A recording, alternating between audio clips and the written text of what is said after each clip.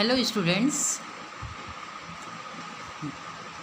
today's topic is downy mildew और green ear disease of बाजरा, जिसको downy mildew disease भी कहते हैं और ग्रीन ईयर डिजीज़ भी कहा जाता है। ये बाजरे पर लगता है। इसका होस्ट होता है pearl millet. Pearl millet means bajra, और इसका बॉटनिकल नेम होता है पर्ल मिलेट का पेनिसिटम टाइफॉइडिस। इसका और ये फैमिली पोएसी को बिलोंग करता है पर्ल मिलेट, और पैथोजन होता है स्क्लीरोस्पोरा ग्रैमनिकोला।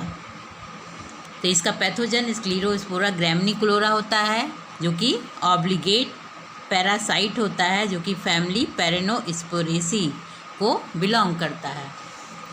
ये डिजीज़ जो है कॉमनली जो है and is very serious from almost all bajra growing areas occurring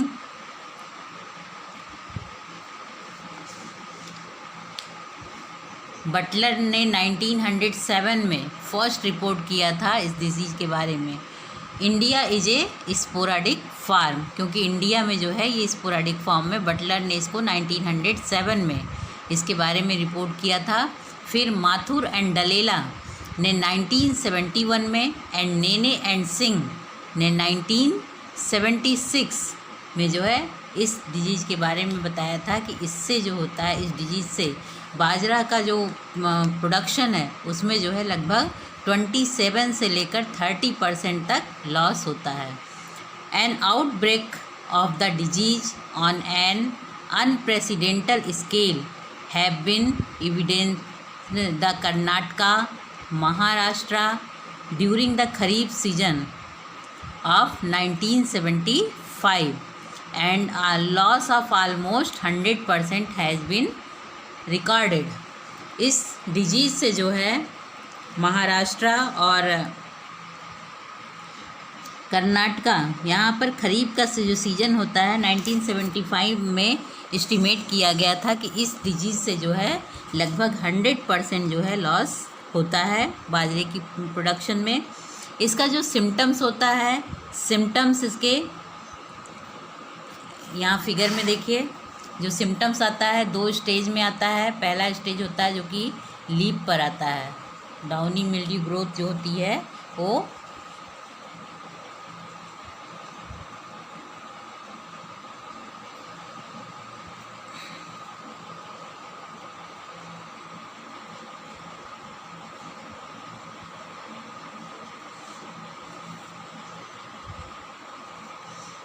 downy growth होती है। यानी कि जो इसका सिम्टम्स आता है, ये सिम्टम्स जो है 2 स्टेजेज में रिकॉर्ड किया गया है। फर्स्ट स्टेज में सिम्टम्स आता है वो लीफ पर आता है, और सेकेंड सिम्टम जो है ग्रीन ईयर स्टेज जो होती है वो अफेक्ट करता है इन्फ्लोरेसेंस को।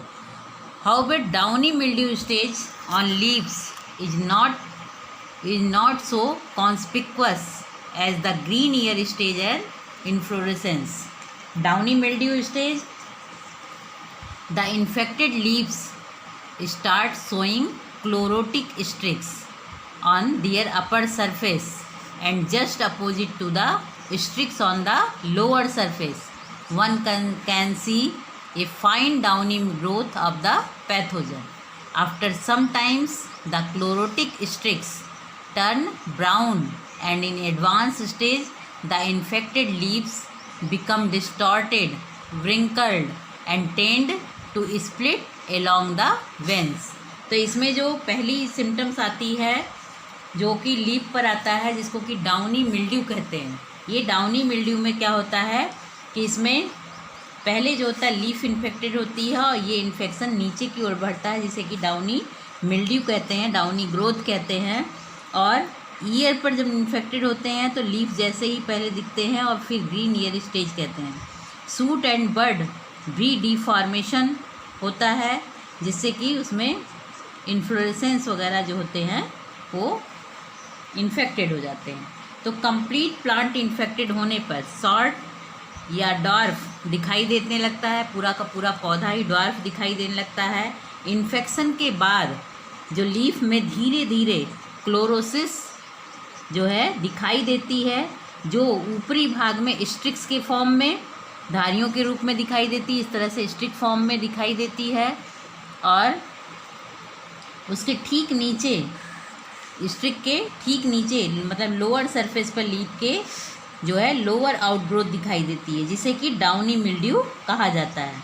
लिप्स क्लोरोसिस के कारण जो होता है ग्रीन कलर जो होता है पूरी तरह से या कुछ पार्ट में या पूरी तरह से जो है फिर धीरे धीरे यंग लीफ से जो है ग्रीन से वाइट में टर्न हो जाता है।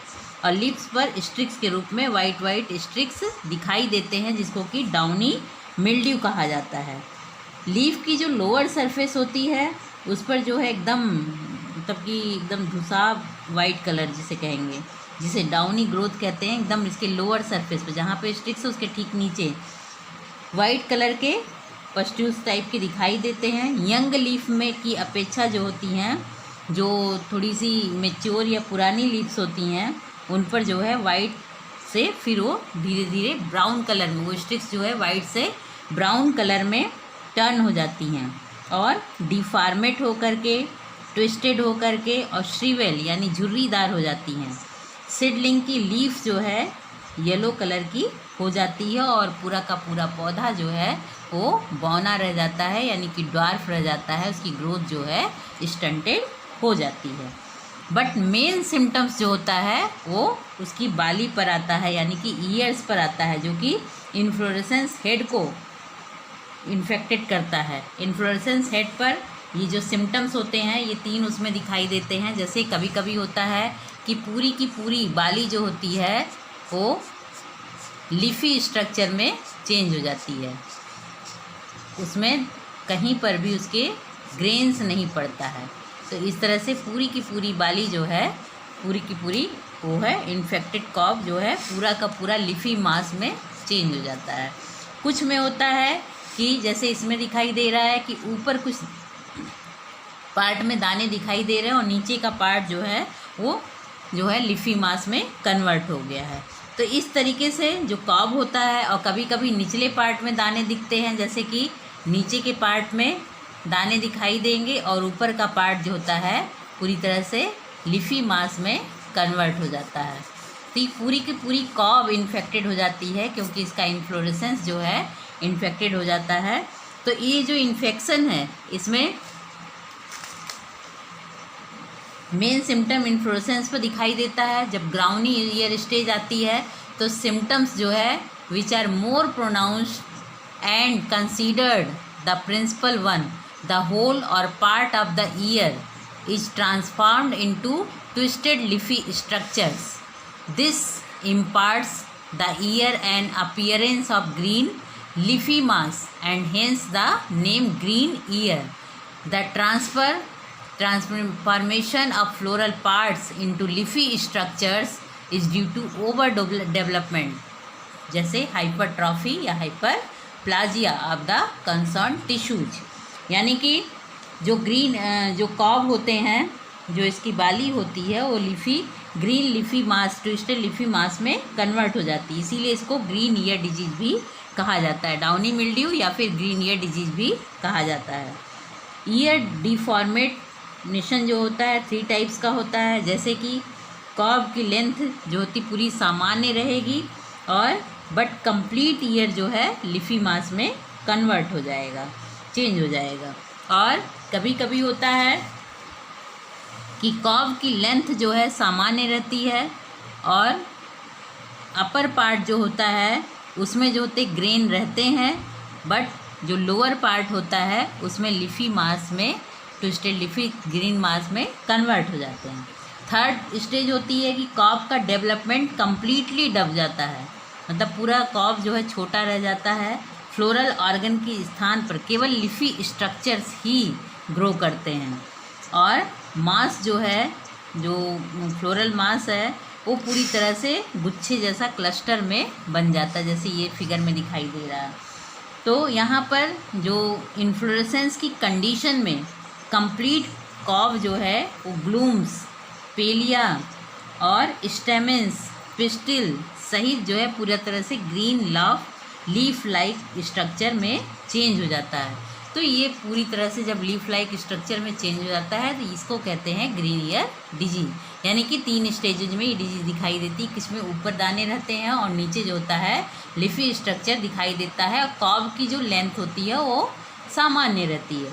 दूसरी कंडीशन ये होती है कि निचले पार्ट में जो है कुछ दाने दिखाई देते हैं और बाकी और कॉब की लेंथ भी नॉर्मल रहती है और बराबर रहती है, और लेकिन जो है पूरा इन्फ्लोरेसेंस या पूरा कॉब जो है ग्रीन कलर के लिफी मास स्ट्रक्चर या ट्विस्टेड स्ट्रक्चर में कन्वर्ट हो जाता है। और थर्ड स्टेज हो जाती है कि कॉब का डेवलपमेंट कम्प्लीटली दब जाता है और छोटा सा जो फ्लोरल कॉब बनता है वो कॉब की जगह पर फ्लोरल ऑर्गन की जगह पर जो है वहाँ लिफी स्ट्रक्चर का एक क्लस्टर टाइप का बन जाता है। यहाँ पर इन्फेक्शन की जो एकदम उग्र कंडीशन होती है, वायरुलेंस कंडीशन में कंप्लीट कॉब जो होता है ग्लूम्स, पेलिया, स्टेमेंस, पिस्टिल सब जो हैं ग्रीन लीफी स्ट्रक्चर में चेंज हो जाते हैं। तो ये इस डिजीज़ का सिम्टम्स है। इस डिजीज़ ग्रीन ईयर या फिर डाउनी मिल्ड्यू ऑफ बाजरा, इस डिजीज़ का जो कॉजल ऑर्गेनिज्म होता है वो होता है स्क्लीरोस्पोरा ग्रैमनिकोला, जिसका अगर क्लासिफिकेशन है kingdom fungi, division Eumycota, class Oomycetes, order Peronosporales, family Peronosporaceae, genus Sclerospora, species graminicola. ये पैथोजन जो होता है ऑब्लिगेट पैरासाइट होता है। The hyphae are coenocytic, intercellular and send small bulbous haustoria inside the host cell to obtain nutrients, though hyphae are reported almost in all parts of affected plants due to systemic nature of infection. They collect in the form of tuft in air spaces beneath the stomata and produce sporangiophores which emerge in cluster through stomata. The important point to note is the sporangiophores are produced only on infected normal leaves, never on the inflorescence. Each sporangiophore is a long, stout hypha with many upright branches near the tip region, which are slightly swollen and bear stigmata. These are the stigmata on which hyaline, broadly elliptical या sometimes जो होते हैं broadly cylindric भी होते हैं sporangia are produced, which are slightly pointed or papillate at the free end. तो ये जो पैथोजन होता है ऑब्लिगेट पैरासाइट होता है स्क्लेरोस्पोरा ग्रैमनिकोला, और ये स्टेम के ग्राउंड टिश्यू और लीफ के मीजोफिल सेल्स में इंटरसेलुलर हाइफी के रूप में जो होता है रिप्रेजेंट होता है। हाइफी जो होती है फ्री होती है, ब्रांच होती है और अपना न्यूट्रिशन हास्टोरिया द्वारा प्राप्त करते हैं। इसमें जो हास्टोरिया होता है वो जो होता है 2 टाइप के हास्टोरिया फॉर्म होते हैं, जैसे कि एक तो होता है कि सेल के अंदर ये जो है हास्टोरिया भेजते हैं तो बटन लाइक स्ट्रक्चर फॉर्म करते हैं। ये है बटन लाइक हास्टोरिया।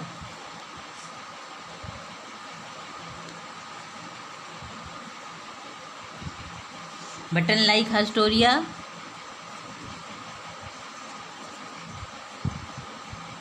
और दूसरे होते हैं जो कि फिंगर शेप्ड हास्टोरिया भी जो होता है इस फैमिली के इस स्क्लेरोस्पोरा ग्रैमनिकोला में फिंगर शेप्ड, जैसे कि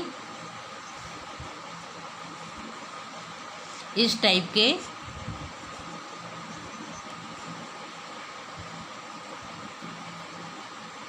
फिंगर शेप्ड हास्टोरिया भी जो होता है इसमें बनते हैं। ये हास्टोरिया जो है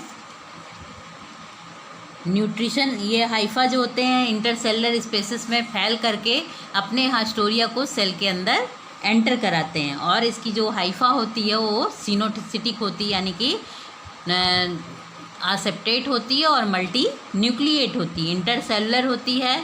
और बल्बस हास्टोरिया जो है ये सेल के अंदर, होस्ट सेल के अंदर एंटर कराते हैं। कभी कभी बल्बस होते हैं, कुछ में जो होते हैं फिंगर शेप्ड हास्टोरिया भी पाए जाते हैं। तो ये हास्टोरिया स्टेम में जो होता है ये बटन शेप में होते हैं, और लीफ की सेल्स में जो है ये कैविटी में सिंपल या ब्रांच्ड, जैसे कि फिंगर शेप्ड कन्वोलेटेड जो है बड़े भाग में ये लीफ में पाए जाते हैं। तो हास्टोरिया इसमें स्टेप में बल्बस टाइप का एंटर करता है, और जो लीफ में हास्टोरिया डेवलप होते हैं वो फिंगर शेप्ड हास्टोरिया या होते हैं। बेसल पार्ट स्टोमेटा से हो करके ये बंच के रूप में जो होता है स्पोरेंजियोफोर के रूप में बाहर निकले रहते हैं। नीचे के रूप में स्पोरेंजियोफोर जो होती है अनब्रांच्ड होती है। नीचे जो होती है ये स्पोरेंजियोफोर ये अनब्रांच्ड होती है, जिसको कि स्टाउट स्पोरेंजियोफोर कहते हैं। और नोक की जो ओर है, टिप की ओर जो होते हैं ये छोटे छोटे जो हैं बाई ट्राई जो है ब्रांच में बटी हुई होती हैं। स्पोरेंजिया लास्ट ब्रांच पर जो है स्टिग्मेटा के थ्रू अटैच होती हैं, और उनके जो है स्टिग्मेटा के टिप पर ये स्पोरेंजिया बियर होते हैं। और स्पोरेंजिया जो होते हैं हाईलाइन होते हैं, थिन होते हैं, स्मूथ होते हैं, एंड स्मूथ वाल वाले स्पोरेंजिया जो होते हैं या तो इलेप्टिकल होते हैं या फिर सिलेंड्रिकल फॉर्म में दिखाई देते हैं। तो ये स्पोरेंजिया जो होते हैं वो स्टिग्मेटा के टिप पर बियर होते हैं, यानी कि हम कह सकते हैं सिंस स्लाइटली पॉइंटेड स्पोरेंजिया या फिर पैप्लिएटेड, यहाँ पर टिप पर पैपिला बना हुआ होता है तो papillated at free end. Since the sporangiophore is of determinate growth and the sporangia are produced nearly at one time and also fall off simultaneously, leaving the sporangiophore free of sporangia. Sporangia soon germinate, producing biflagellate reniform zoospores। तो ये जो sporangia होते हैं ये sporangiophore के जो by या try branch जो बनी होती हैं स्पोरेंजियोफोर की टिप पर जो है स्टिग्मेटा के थ्रू जो होता है अटैच होती है, स्टिग्मेटा के टिप पर जो होता है स्पोरेंजिया बियर करते हैं, जो इलेप्टिकल शेप में या फिर सिलेंड्रिक शेप में होते हैं। और जो है इनका जो टिप होता है या तो पॉइंटेड होता है या फिर पैप्लिएट होता है। तो ये पैप्लिएट या पॉइंटेड उस पर जो होते हैं बियर करते हैं होता है, और पैपिला युक्त होती हैं। इनके स्पोरेंजिया का शेप लगभग होता है 13 से ले करके 34 और इंटू 12 to 23 जो होते हैं माइक्रोन तक होता है। स्पोरेंजिया वाटर की एक परत में जो होता है 3 से लेकर 13 जूस्पोर्स उत्पन्न करते हैं। ये जो स्पोरेंजिया बियर होते हैं जो कि इलेप्टिकल या फिर सिलेंड्रिक शेप में होते हैं, इन स्पोरेंजिया कि जब वाटर की परत में जब ये वहाँ से डिससेमिनेट होते हैं तो इससे एक स्पोरेंजिया से 3 से लेकर 13 जूस्पोर्स बियर करते हैं।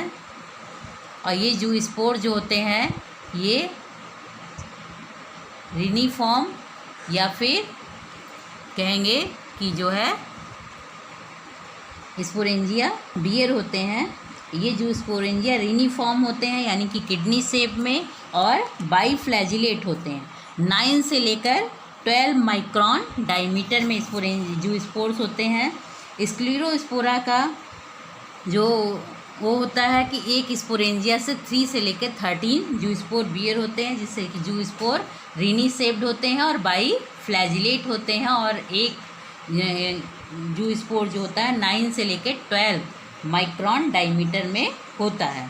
इसकी स्क्लेरोस्पोरा की सेक्सुअल स्टेज जो होती है, the sexual stage the oosporic stage of the pathogen is the most common predominant stage in India. Unlike sporangiophores the sex organs यानी antheridia and oogonia are produced in both the infected leaves and the leafy structures formed as a result of transformation of floral parts of the inflorescence. After fertilization through fertilization tube, the oospore containing thick and warty valve are formed inside oogonia. The oospores remain scattered in the intercellular spaces of the infected host tissue. They do not germinate readily and are reported to have a prolonged resting periods. यानी कि हम कह सकते हैं कि इसकी जो स्क्लेरोस्पोरा की oospore कंडीशन होती है वो ज़्यादा एक्टिव होती है और मेन इफेक्टिव कंडीशन होती है। तो इसकी जो कंडीशन होती है डिजीज जो होता है जनरली सॉयल, इसमें जो होता है oospore फॉर्म होते हैं। तो oospore कंडीशन जो कि सेक्सुअल आर्गन जो कि एंथीडिया एंड उगोनिया जो बनती हैं दोनों जो है इन्फेक्टेड लीव्स पर या फिर जो होते लिफी स्ट्रक्चर ईयर्स की होती हैं उन पर फॉर्म होते हैं और इनका transformation floral parts of inflorescence पर भी ग्रो करते हैं। ये उसी एक ही ब्रांच से जो है एक ही ब्रांच पर या अलग अलग ब्रांच पर जो होते हैं स्फेरिकल शेप में उगोनिया फॉर्म होता है और क्लब शेप्ड स्ट्रक्चर एंथीडिया का होता है। उगोनिया में मेनली 2 पार्ट होता है, जैसे कि ये पेरीफेरी पार्ट होता है और ये जो होता है ऊप्लाज्म का पार्ट होता है। तो ऊप्लाज्म में पहले शुरू में उगोनिया में बहुत सारे न्यूक्लियस होते हैं जो बाद में मैच्योर होने पर ऊप्लाज्म में केवल एक न्यूक्लियस फंक्शनल न्यूक्लियस को छोड़कर बाकी सभी न्यूक्लियस पेरीफेरी पार्ट में जाते हैं और सभी वहाँ पर डिग्रेड हो जाते हैं। और इससे लगा हुआ जो एंथीडियम होता है उससे दोनों के बीच में एक ट्यूब बनती है जिसको कि फर्टिलाइजेशन ट्यूब कहते हैं। और एंथीडिया का न्यूक्लियस जो फंक्शनल न्यूक्लियस होता है वो जाकर यहाँ पर करता है जो कि फ्यूज होकर पहले प्लाज्मोगैमी की प्रोसेस होती है, फिर कैरियोगैमी की प्रोसेस होती है, फिर जो है मियोसिस के बाद जो होता है oospore अंदर फॉर्म होते हैं। ये oospores जो होते हैं oospores जो रिमेन जो स्कैटर्ड टाइप के होते हैं इंटरसेलुलर स्पेसेस में इन्फेक्टेड होस्ट टिश्यू में पड़े रहते हैं और ये उसी समय जर्मिनेट नहीं करते हैं बल्कि लंबा जो है रेस्टिंग पीरियड करते हैं। और जब रेस्टिंग पीरियड पूरा होता है जैसे इनको होस्ट मिलता है और जर्मिनेट होने के लिए इन्वायरमेंटल कंडीशन जो होती है इनके फेरेबल होती है, तब ये oospore जो होते हैं जर्म ट्यूब बना करके जर्मिनेट करते हैं और नया इन्फेक्शन हाइफी बना के नए होस्ट को फिर से इन्फेक्ट करते हैं। तो ये इसके सेक्सुअल ये कॉजल ऑर्गेनिज्म के बारे में मेन रिपोर्ट है। इसके बाद आते हैं इसकी डिजीज साइकिल पर। डिजीज साइकिल फिगर पे आइए। डिजीज साइकिल में जो मेन वो होता है पेरिनेशन, पहला पार्ट होता है perennation. Disease cycle is mainly soil borne but some believe that is seed borne. In the first case the oospore fall down on the ground along with infected plant debris wherein they enjoy prolonged resting period. इसमें जो perennation होता है disease का, ये disease का जो disease जो होता है ये सॉयल बॉर्न होता है लेकिन कुछ हद तक ये सीड बॉर्न डिजीज़ भी कहलाता है। यानी कि oospores जो होते हैं ये ग्राउंड पर गिरते हैं और इन्फेक्टेड प्लांट डिब्रीज के साथ पड़े रहते हैं और लंबे समय तक रेस्टिंग पीरियड में अनफेवरेबल कंडीशन को सर्वाइव करते हैं। सेकेंड केस ये हो सकता है, पैथोलॉजिस्ट वगैरह ने बताया है कि माइसीलियम जो होता है बाजरा का जो सीड होता है उसके एम्ब्रियो वगैरह में कलेक्टेड पड़ा रहता है जो कि पार्शियली जो होता है ईयर्स वगैरह में ट्रांसफॉर्म फॉर्म में पड़ा रहता है और पेरिनेशन जो में सर्वाइव करता है यानी डॉर्मेंट स्टेज में। इसका जो प्राइमरी इन्फेक्शन होता है, प्राइमरी इन्फेक्शन में जब favourable condition after the favourable conditions return, the oospores present in soil germinate and cause primary infection of underground parts of the host plant. The infection spreads upward systematically. Therefore, along with growing plants, and the symptoms manifest on the leaves, on the inflorescence. However, the susceptibility of the underground part decreases with the advancing age of the host plant.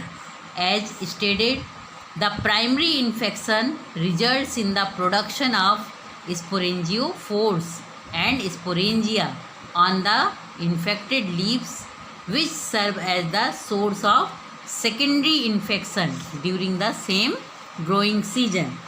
यानी कि हम कह सकते हैं कि ये जो favourable condition में वो स्पोर जो होता है, जो पेरिनेशन में रहता है, वो स्पोर्स जो होते हैं, ये वो स्पोर्स जो कि सरवाइव करते हैं और सही समय पर जो होता है सीड के जर्मिनेट करके जो होते हैं जर्म ट्यूब बनाते हैं और लीफ और इन्फ्लोरेसेंस पर डिजीज कॉज करते हैं।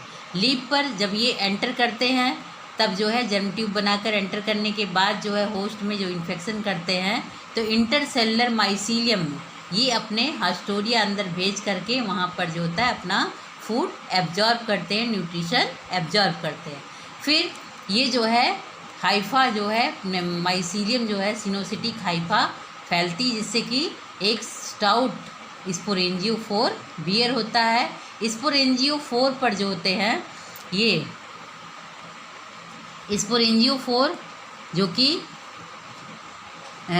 स्टाउट होता है, नीचे से अनब्रांच्ड होता है, ऊपर 2 या 3 ब्रांच जो होती हैं इसकी बनी हुई होती है, जिस पर कि टिप पर स्टिग्मेटा से स्पोरेंजिया बियर होते हैं। ये स्पोरेंजिया एक बार लगते हैं और फिर वहाँ से गिर जाते हैं। ये स्पोरेंजिया जो होते हैं ये स्टिग्मेटा से अटैच रहते हैं, उनके टिप पर लगते हैं और इलेप्टिकल या फिर जो है स्फेरिकल सिलेंड्रिकल शेप में पाए जाते हैं। ये स्पोरेंजिया पॉइंटेड भी होते हैं या फिर जो होते हैं ये पैप्लिएट होते हैं। स्पोरेंजिया वहाँ से वाटर के थ्रू, इंसेक्ट के थ्रू या फिर पानी के द्वारा वहाँ से हवा के द्वारा बिखरते हैं। तो ये स्पोरेंजिया जो है ये जो है इनके अंदर का जो कंटेंट होता है वो प्रोटोप्लाज्मिक क्लीवेज के थ्रू जो होता है जू स्पोर फॉर्मेशन करता है। जू स्पोर का फॉर्मेशन करते हैं। जू स्पोर का फॉर्मेशन करके फिर जो है ये जू स्पोर जब पैपला हटता है तो जू स्पोर फ्री हो जाते हैं, यानी कि एक स्पोरेंजिया से 3 to 13 जू स्पोर बनते हैं। ये जू स्पोर जो होते हैं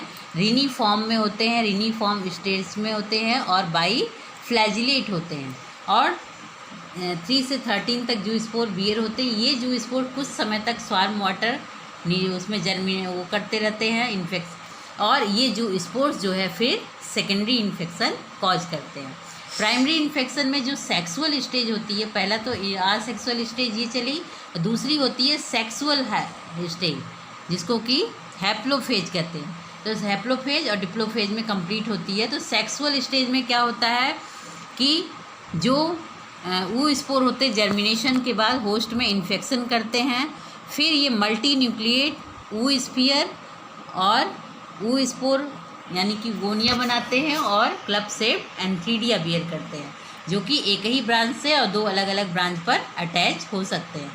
जो कि उगोनिया स्फेरिकल शेप में होती, बाहरी का एरिया पेरीप्लाज्म कहलाता है, सेंटर का एरिया वो स्फीयर कहलाता है।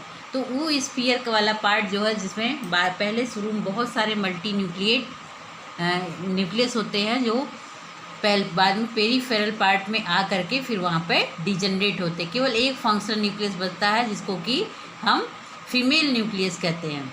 फिर ये दोनों गैमेटेंजिया यानी कि उगोनिया और एंथीडिया एक दूसरे के कांटेक्ट में आते हैं। कांटेक्ट में आने के बाद दोनों के बीच की वॉल डिजॉल्व हो जाती है और एक फर्टिलाइजेशन ट्यूब बन जाती है, और इसी फर्टिलाइजेशन ट्यूब के थ्रू एंथीडियम का पूरा कंटेंट यानी प्रोटोप्लाज्म विद न्यूक्लियस ये उगोनिया के स्फीयर पार्ट में आ जाता है, जहाँ पर पहले प्लाज्मोगैमी की ये फर्टिलाइजेशन ट्यूब के बनने से होती है। प्लाज्मोगैमी की प्रोसेस में पहले दोनों का न्यूक्लियस फ्यूज होता है। सॉरी दोनों का प्रोटोप्लाज्म न्यूक्लियस प्रोटोप्लाज्म फ्यूज होता है। फिर इसमें जो है कैरियोगैमी की प्रोसेस होती है, फीमेल और मेल न्यूक्लियस जो एक ही उसमें आ गए हैं और दोनों फ्यूज होते हैं और फ्यूज होने के बाद डिप्लॉइड जाइगोट फॉर्म करते हैं। अब इस डिप्लॉइड जाइगोट से जब मियोसिस की प्रोसेस द्वारा ऊ स्पोर बनते हैं तो ऊ स्पोर जो बनता है ऊ स्पोर्स में दो वाल होती है, एक्जोस्पोर और अंदर की एंडोस्पोर होती है। एक्जोस्पोरियम, मीजोस्पोरियम एंड एंडोस्पोरियम 3 तरह की वो बनती है और मियोसिस करके ये ऊ स्पोर फॉर्म करते हैं। फिर ये ऊ स्पोर कुछ समय तक रेस्टिंग पीरियड में रहते हैं और जैसे ही रेस्टिंग इनको जो है होस्ट मिलता है और फेवरेबल कंडीशन होती है, यानी कि ड्यू की कंडीशन जो है फेवरेबल होती है, तो उस समय जो है ये जो होते हैं जर्मिनेट होते हैं और जर्मिनेट होकर के फिर इन्फेक्शन क्रिएट करते हैं। तो स्पोरेंजिया और स्पोरेंजियोफोर्स एंड स्पोरेंजिया इन्फेक्टेड लीव्स पर जो है अटैक करता है और वहाँ पर जो है ये जू स्पोर फॉर्म करता है। इससे बना हुआ स्पोरेंजिया या जू स्पोर ये जो है सेकेंडरी इन्फेक्शन कॉज करता है। प्राइमरी इन्फेक्शन हमेशा ऊ स्पोर के द्वारा होता है। सेकेंडरी इन्फेक्शन में हम कह सकते हैं कि secondary infection in the growing season occurs through zoospore produced by germination of sporangia formed during primary infection. These sporangia are disseminated by wind, water, insect, and reach susceptible parts of the host, whereupon they germinate, producing zoospores. The zoospores germinate by germ tube cause secondary infection. Since the sporangia are considered to germinate early in the morning when there is enough dew present on leaf surface, and their germination ceases when dew dries after मतलब 7:30 के बाद जो है due सूख जाती है, तब इनका जर्मिनेशन नहीं होने पाता है। The chances of considerable secondary spread of disease looks very poor.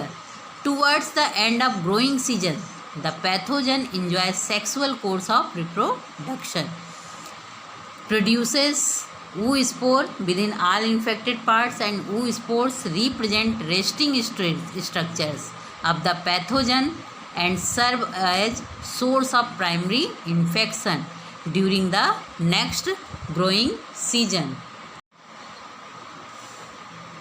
इस पूरे डिजीज साइकिल को हम ये स्कीमेटिक डायग्राम के थ्रू समझाते हैं। इसमें देखिए सबसे पहले जो पेरिनेशन में होता है वो स्पोर होता है या फिर इन्फेक्टेड प्लांट डिब्रीज में जो माइसीलिया प्रेजेंट रहता है उसके द्वारा होता है। जो इन्फेक्टेड वो स्पोर जो कि प्लांट डिब्रीजेज में रहता है या माइसीलिया जो कि इन्फेक्टेड सीड में सर्वाइव करता है, तो वो स्पोर्स से जो सॉयल में प्लांट डिब्रीजेज में रहता है ये वो स्पोर्स जब इसको डॉर्मेंट फेज से जब ये एक्टिव फेज में आता है, यानी कि जब उसको वहाँ पर प्लांट ग्रोइंग किया जाता है तो वहाँ पर प्लांट ग्रो के साथ जो होता है वो स्पोर जो होता है उसके संपर्क में आने पर, होस्ट के संपर्क में आने पर ये वो स्पोर जो होता है फेवरेबल कंडीशन में जर्मिनेशन स्टार्ट करता है और जर्म ट्यूब बना लेता है। और जर्म ट्यूब बनाने के बाद जो होता है ये अंडरग्राउंड प्लांट पार्ट्स पर इन्फेक्शन क्रिएट करता है जो कि सिस्टमैटिक ग्रोथ ऑफ माइसीलियम की करता है। दूसरे जो माइसीलियम जो कि इन्फेक्टेड सीड्स में पहले से प्रेजेंट होता है, जब उसको खेत में जब लगाया जाता है तो ये जो है जब लगाया जाता है, जब ये प्लांट ग्रो करने लगता है तब ये माइसीलिया भी एक्टिव फेज में आता है और सीड कंटेनिंग माइसीलियम जर्मिनेट होने लगता है और प्लांट के साथ साथ ग्रो करने लगता है। फिर जो ये माइसीलिया ग्रो करने लगता है ये सिस्टेमिक ग्रोथ करता है। माइसीलियम की सिस्टेमिक ग्रोथ मतलब कि सेल वाया सेल पूरे प्लांट के सभी पार्ट्स को ये इन्फेक्टेड करता है, यानी लीफ को, इन्फ्लोरेसेंस को, सभी पार्ट्स को इन्फेक्शन क्रिएट करता है। और इधर ये जर्म ट्यूब से जर्मिनेशन से स्टार्ट होकर के ये जो वो स्पोर भी इन्फेक्शन जो होता है अंडरग्राउंड प्लांट पार्ट्स में करता है और सिस्टेमिक ग्रोथ करता है माइसीलिया की, जिसके द्वारा कि ये होस्ट में इन्फेक्शन मैनिफेस्ट हो जाता है और सिम्टम्स अपीयर होते हैं। और ये सिम्टम्स अपीयर हो जाते हैं और वहाँ पर फिर जो है आसेक्सुअल रिप्रोडक्शन करके जो स्टोमेटा के थ्रू लीफ में जो है स्पोरेंजियोफोर प्रोडक्शन करते हैं, जो कि केवल लीव्स में प्रोडक्शन होता है स्पोरेंजियोफोर, जो कि स्टाउट होता है और ऊपर जा कर के बाई या ट्राई ब्रांचेज बनती हैं, जिस पर कि उसके टिप पर स्टिग्मेटा से लगे हुए स्पोरेंजिया बियर करते हैं। और जो सेक्सुअल रिप्रोडक्शन होता है उसमें वो स्पोर प्रोड्यूस्ड होता है इन्फेक्टेड पार्ट्स पर, लीव्स पर भी एंड इन्फ्लोरेसेंस पर भी सेक्सुअल रिप्रोडक्शन के दौरान और ग्रोइंग सीजन में। और फिर ये वो स्पोर्स जो बनते हैं, फॉर्म होते हैं, ये बाद में रेस्टिंग पीरियड तक अंडरग्राउंड में पड़े, प्लांट डिब्रीजेज में पड़े रहते हैं या फिर सीड में माइसीलियम के फॉर्म में पड़े रहते हैं। और ये तो प्राइमरी इन्फेक्शन हो गया। और सेकेंडरी इन्फेक्शन में जो स्पोरेंजियोफोर बियर करता है वो स्पोरेंजिया बियर करके, स्पोरेंजिया जो होते हैं स्फेरिकल या फिर जो होते हैं क्लब शेप्ड इलेप्टिकल शेप में होते हैं या सिलेंड्रिकल शेप में होते हैं, ऊपर पैप्लिएट या पॉइंटेड होते हैं। ये स्पोरेंजिया का प्रोटोप्लाज्मिक जो होता है क्लीवेज के थ्रू जो स्पोर्स फॉर्म करते हैं, एक स्पोरेंजिया से 3 to 7 जो स्पोर फॉर्म करते हैं। ये जो स्पोर्स जो होते हैं रिनिफॉर्म बाईफ्लैजिलेट होते हैं और ये जो स्पोर्स कुछ समय तक स्वार्म वाटर में या ड्यू वाटर वगैरह में पड़े रहते हैं। और जैसे ही इनको होस्ट मिलता है दूसरे होस्ट पर, ये जू स्पोर्स जो होते हैं जो है जर्म ट्यूब बनाते हैं और जर्म ट्यूब बना करके फिर नया इन्फेक्शन हाइफा क्रिएट करते हैं और होस्ट में सिम्टम्स अपीयर करते हैं। तो ये प्राइमरी इन्फेक्शन हमेशा ऊ स्पोर जो कि प्लांट डिब्रीजेज में रहता है उनके द्वारा या माइसीलिया प्रेजेंट रहता है जो इन्फेक्टेड सीड में, उसके द्वारा प्राइमरी इन्फेक्शन होता है, जो कि इस तरह से प्रोसेस चलती है। और सेकेंडरी इन्फेक्शन हमेशा जू स्पोर्स के, स्पोरेंजिया और जू स्पोर्स के द्वारा सेकेंडरी इन्फेक्शन साइकिल चलती। सेकेंडरी इन्फेक्शन साइकिल मतलब कि प्लांट फील्ड का दूसरा पौधा, पहला पौधा प्राइमरी इन्फेक्शन से इन्फेक्टेड होता है, सेकेंडरी इन्फेक्शन जो कि दूसरा तीसरा चौथा पौधा जब इन्फेक्टेड होता है वो कहलाता है सेकेंडरी इन्फेक्शन। इस डिजीज के पैथोजन की प्रीडिस्पोजिंग फैक्टर्स क्या क्या हैं? प्रीडिस्पोजिंग फैक्टर्स में अबेंडेंट एयर सप्लाई जो है, heavily changed with oxygen, low percentage of moisture soil की, एंड टेम्परेचर रेंज जो होता है 20 to 25 डिग्री सेंटीग्रेड तक जो होता है वो फेवरेबल कंडीशन होती है जर्मिनेशन ऑफ ऊ स्पोर के लिए। If the soil high moisture content seedlings emerge before the ooh spores germinate and thus escape the primary infection। यानी कि जो जू स्पोर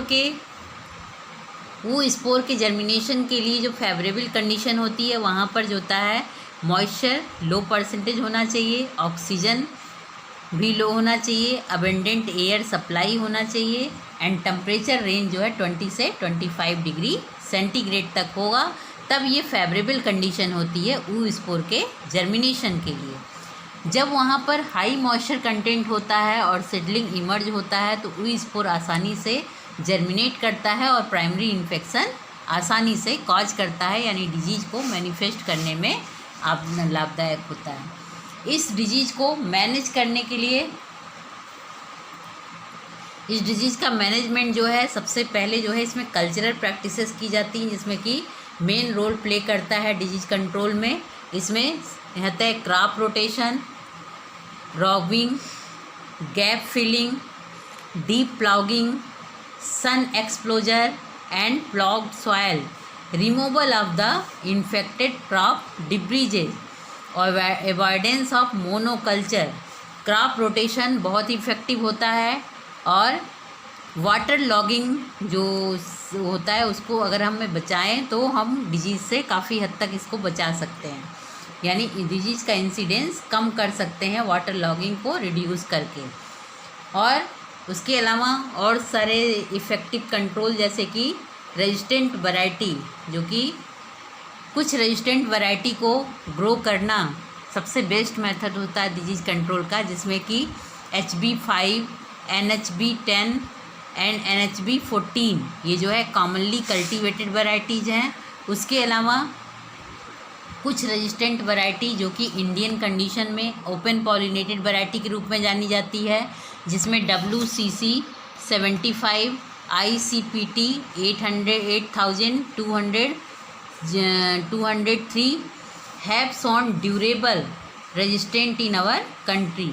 इनके अलावा ICMH 451 and Pusa 23 are the varieties that have remained free from the disease for 7 years and recommended, यानी 7 साल के तक जो होता है ये वैरायटी जो होती हैं पूसा 23, ICMH 451, ये वैरायटी जो है डिजीज रेजिस्टेंट पाई गई हैं।